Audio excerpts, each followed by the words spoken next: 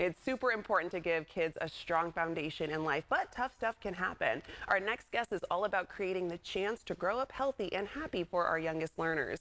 First Five California programs and resources educate and support teachers, parents, and caregivers on the role they play during a child's first 5 years. Here to tell us about the First Five California Stronger Starts campaign is Jackie Wong, Executive Director of First Five California. Welcome, Jackie. Thank you so much for having me. Yeah, Desiree. thank you for being here with us this morning. Yeah. So I wanted to ask you, what inspired First Five California to launch the Stronger Starts campaign? What a really, really great question. A few years ago, under the leadership of our then chair, Dr. Nadine Burke Harris, also while she was Surgeon General during the pandemic, we decided to actually launch the Stronger Starts campaign to lift up and make people aware of the importance of adverse childhood experiences and its impact on children. And as you know, during that time, during the pandemic, a lot was going on. There was a lot of kind of interest in young children and people's well-being and mental health. So we went full throttle, did the research, really just grateful for the leadership of our chair at that time. And we adopted a North Star that we believe that trauma-informed, healing-centered, and culturally responsive systems were necessary to address inequities and necessary for children's healthy development. And you mentioned adverse childhood experiences. Can you expand on that and what it means and why they matter for kids? Yeah, absolutely. Well, adverse childhood experiences are tough things that young children can go through, right? That cause long-term trauma and really have a long-term detrimental effect on their well-being and growth. We'd like to categorize them into 3 different buckets: abuse, household challenges, and neglect. Right, so things like separation from a primary caregiver through divorce, or you know, we have a lot of immigrant families, so separation from primary caregivers. Things like growing up in a household where there was an adult with a mental illness, incarceration, and other types of abuse, if you will. Yeah, so how would you say, how common are adverse childhood experiences and who is most affected when this is happening? Yeah, so recent studies, both produced by the California Surgeon General, as well as a national study, have said that 62% of Californians and 60% nationwide have at least one ACE.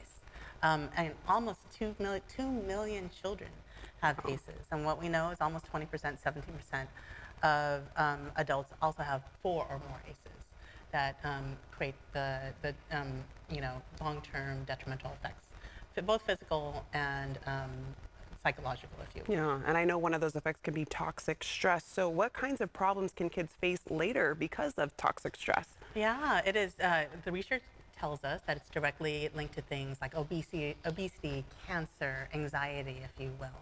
Right, we know that if you have, you know, ACEs, that it also increases the likelihood of death by suicide, cancer, right, heart disease, if you will. And so things of that nature. So, and this is actually, again, tied back to how our body responds to stressful situations. So the hormones kind of, you know, we think about that. We know the fight or flight response system. So you can imagine, yes, it's really great in those single instances where you're in, like, maybe the forest and a bear shows up, like, oh my gosh, my fight or flight is, I'm going to run. But if your body is constantly releasing that hormone, you can imagine what's happening in the body where you're always under this constant state of toxic stress and the hormones are releasing. It really also hinders long-term development and brain development, you know, causing the difficulty to learn in young children and focus. So what would you say, what can parents and caregivers do to keep kids safe from ACEs and toxic stress? Really, really great question. As part of our Stronger Starts campaign, we have what we call the 4 Bs, right? Be calm, be steady, be there, and be nurturing. So be calm. As we know, like, people, I think my daughter taught me this word, is like people vibe, right? Like, so young children vibe, even in utero. And I'm kind of getting used to that word, because as you know, I had a birthday recently, so feeling some sort of way about that. But they vibe and they sense everything that you're feeling. So it's really important during those times when they're facing big emotions and things to be calm, so that they can understand and you can help them work through that emotion. So be steady are things like having routines, both like bedtime routines, taking bath at the same time, bath time at the same time, reading a book before bed, even in the morning, like how you sequence things. I mean, honestly, I started this when my children were babies. They go down at 8:30 every night still, Yeah. and we have our routine, and it kind of creates that steadiness and rhythm. And it's okay for routines to change, but also to talk to a child about why, those routines need to change so that they can, it's predictable and they can cope. Yes. The fourth one is to be there, be present.